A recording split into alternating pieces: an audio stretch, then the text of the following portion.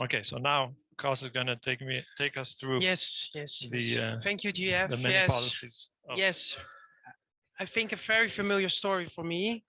So actually, I started my career by working for the Ministry of Finance, and it was during the financial crisis. So I had to rescue banks and some countries in the Europe crisis. But then I went to San Francisco and I did research on business angel groups, venture capital, and what policymakers should do. I actually also visited some of the business angel groups we mentioned to see how they are doing the deals. It's really interesting to see that. After my research, I went back to the Netherlands and I started the national startup policies, which is maybe a little bit similar organization as Kate. It's called now Tech Leap. It's led by our Prince Constantine at the moment. But I was always in charge of the different funding policies of the government. So both the angel capital schemes we have in the Netherlands and the venture capital schemes. And after 3 years ago, I joined ImpactCity, The Hague, and that's a program of the city, but we focus much on impact entrepreneurs. So not only tech entrepreneurs, but also more social entrepreneurs, where we show that that doing good and doing business can be combined. So it was actually just showed also this slide with the clean tech, that kind of companies we are trying to stimulate now, the hard cases, but they need to scale. And also capital is, of course, a big problem for them. So I think there's a big role to play. Yeah, also on my side, Jos, it's great to have you here virtual. I think the book of Jos is a great book. If you are a policymaker in this field, you should read the book Boulevard of Broken Dreams. The title tells it all. It is actually really difficult for a policymaker to address, to make the right policies in risk capital. If it's venture capital, impact investing, business angels, this is really difficult. And for the investors, it's sometimes really difficult to place the bets. But as a policymaker, you try to influence the investors. So you have to be really careful what you're doing. And that's also my experience of the last 10 years. But the great thing about the book, and it is now already a little bit older, but still, we can learn so much from each other and experience in every country, because there have been great examples and great failures. Also a lot of failures. That's where the title Boulevard of Broken Dreams come from. But the government, sometimes even, and you can wonder, is there a role for the government to play in this complex system to change that? Yeah, that is, of course, because this is about innovation and venture capital, for example, can spur innovation a lot. That's proven in research. And I think also with the big challenges we face today, climate change, yeah, you should try to play to do the bets, but do that with the private sector. So this is really important. This is a really important field. But you cannot do it overnight, as they say. You have to be there for the long term. You have to take a holistic approach. We'll come to that, and that's really difficult. You have to look at the entire chain of finance of a company, and to see where you have to make the interventions in the ecosystem. As Jos also has in his book, you have to set the table. So we are now looking, of course, at capital. And that's only, you can supply a lot of capital, but if the demand is not in order, so if the entrepreneurs need more, need to be a little bit further, so you can also do other policies on the demand side. And I actually think that's better even to start there than to start with the supply. Because if you have great entrepreneurs, nowadays it is possible to raise money everywhere. That is possible. So first it starts always with the demand. But you have to do it via the market. So not crowding out the market. And the incentives are really important. That's also in the book of Jos. Sometimes if you're doing it for government, you have to think that there can be agencies problems. So investors can, of course, if they get the profit directly, they will not do the things you want them to do. And this is government money. So you have to think about that. I will come a little bit more to that. And you have to finance the best companies. and you don't set up a scheme to finance the worst or the not the best companies, because then you are distorting the market. And this is really short, but this shows already how much is out there. This is from one of our accelerators in The Hague, actually. There is a lot. And actually, as a government, we do sometimes too much, I think, and too much different instruments. I also had to go to Parliament about this, that we had so many schemes. And yeah, so that's, but it is always, you see in this public-private. So be aware that what you're doing as a government, there is already a lot of private funding. So don't go jump into that, yeah. And then the scheme we have, and it's a little bit similar to what Kate is setting up. In the Netherlands, we have a scheme, we called it the seed capital scheme. We run it now for 16 years. It is based on the scheme we also refer to, the YOSMA scheme, the Israel scheme, very famous one. But we did it differently, because I think everybody's doing it a little bit differently, because you have to look at your own country, your own situation. What we do is we fund also 50% of the money, and it is now 10 million. It started with 4 million, then 6 million, now 10. So we do it a little bit larger now. It's a fund, a closed-end fund, 12 years fund with they have 6 years to do the investments, and then 6 years to do the die investments. They created a European capital partnership, and they invest in 8 to 50 startups, and the companies cannot be older than 7 years. The investors take equity or convertible loans between 100K and 3.5 million, and an average of 2. But so they can do also follow-on investments. And this is actually what we did. This is unique, I think, what we did in the Netherlands, and this is different than what they did in Israel. We looked, what is normal in venture capital is that they get a management fee. So that they, for the operations they run, they get a management fee. And sometimes that that's normally 2% of the fund budget.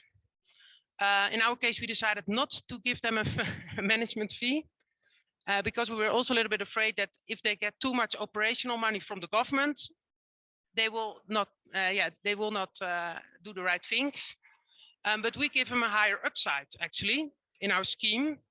So you see 3 periods, period A, B, and C. And in the first period, until they got their money back, they get 80%, we get 20%. Then there is a 50-50 period, where we got our money until we got our money back. And there is again an 80-20. And so the management fee has to come from the other investors. And so there is still management fee, but that comes from the other investors. And you see here, so this was for the 12 million. So when we had 6 million, so we at 7.5 million, they have already the money back. One back.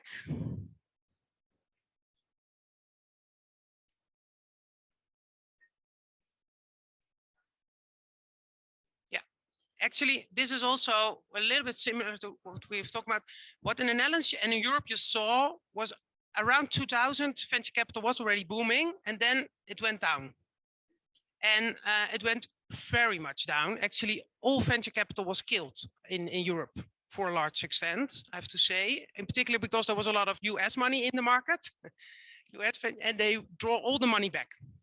So we had actually to build our venture capital industry almost from zero. That's what you see here. And then we introduced the scheme, and you see it's going up.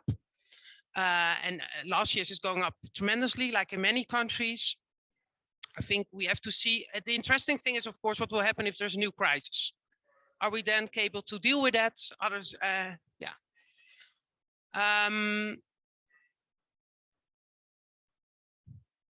and the effect of the scheme. So you see here, we did it not like crazy. We started slowly, and you see it. So now it's like we put in like more than 60 million a year, and it's not, our market share went up, but now it's going down because we see a lot of foreign investors coming into the markets, actually in the Netherlands. But it's not bad. So, but We increased it, but we are not, and I think we are, but that's in the next slide. So the blue is the market share? Yeah, the blue is the market share. So you see it was going up, but we don't, yeah, there are now more foreign investors in the market. Also in the early stage, actually, which is a good sign. We invested more than 500 million. And there is still a lot of dry powder, as they call that. So money in the funds, they have to invest. They can still invest. And that's great, because if there is now a crisis, they have still money to invest. So there's some buffer. We also, because we did an evaluation in 2018, we also got, at that time, we already had 61% of the money back as a government. So that tells you that the private sector did a lot better. There have been real successful venture capital firms by this. And we also designed, together with the European Investment Fund, a later stage fund called Dutch Venture Initiative. Also really a fund of funds. And we invested in two fund of funds now, 3.5 billion. The European Investment Fund tells us that it's one of the most successful funds they run, and they run like almost every fund in Europe, I have to say. They are really all over the place, and every country has now almost a fund of fund in Europe. But that's a good indication. So our Dutch VCs are doing really well, but we also had the same discussion as you, Kate, about geographical. So because our funds are now also getting more like European venture capital firms, and that's what you want. But politically, that's really difficult. So I had also to go to Parliament to defend these kind of, that they invest in, German companies or French companies. But we made an agreement that they had to invest 4 times the money we put in the fund, and they are performing on that. So actually, this is going to be profitable for sure for the government also. Maybe. Sometimes it's challenging to get the investors more early stage, but we can maybe come into that in the discussion. Jeff put it right. Yeah. So maybe the last part, I left the national of the ministry because I now try to do more on impact investing. So really try to help the more complex companies to get funding. Companies working on the SDGs, a big market. But still, we need more. We definitely need more entrepreneurs and more people to finance those entrepreneurs with those ideas. And can you pause it here? Because I want to know, Josh, do you have to go? Because you're muted, though. I can stay for another 15 minutes or so. Yeah. Then I do have a school. Thank you so much, Kate. Do you have to go? Because you could go. I know it's very late for you. No, I'm good bye. to stay. Yeah. Yeah, okay. Great. Good. Okay.